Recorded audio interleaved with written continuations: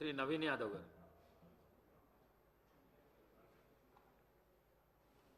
Speaker గారికి, deputy speaker గారికి, గౌరవ ముఖ్యమంత్రి గారికి, మంత్రులకు, గౌరవ మంత్రులకు, సభ్యులకు, అధికారులందరూ కూడా నమస్కారం.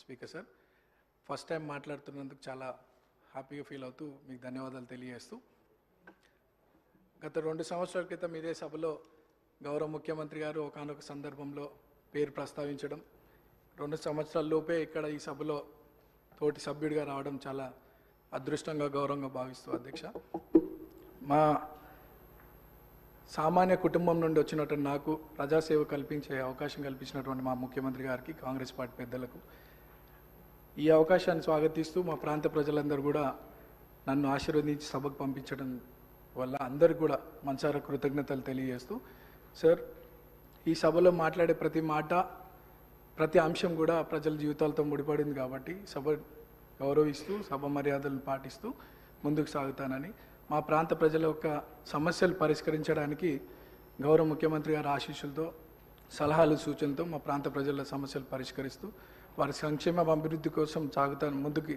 అదే నా లక్ష్యంగా పెట్టుకొని ముందుకు సాగుతానని.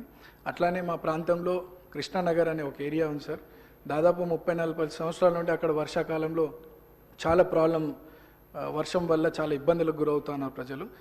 మా మంత్రులు అధికారుల దృష్టికి తీసుకెళ్ళినారు, అది పని కొద్దిగా ఆలస్యం అవుతుంది, తొందరగా పూర్తి చేయాలని ఒకటి సభ ద్వారా కోరుకుంటున్నాను.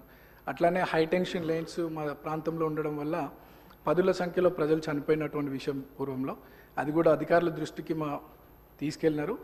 అది కూడా అండర్ గ్రౌండ్ కేబులింగ్ ఫాస్ట్గా చేయిస్తే ఆ ప్రాంత ప్రజలు సురక్షితంగా ఉంటారనేది ఒక సందేశం మీ ద్వారా అందిస్తున్నాం అధ్యక్ష.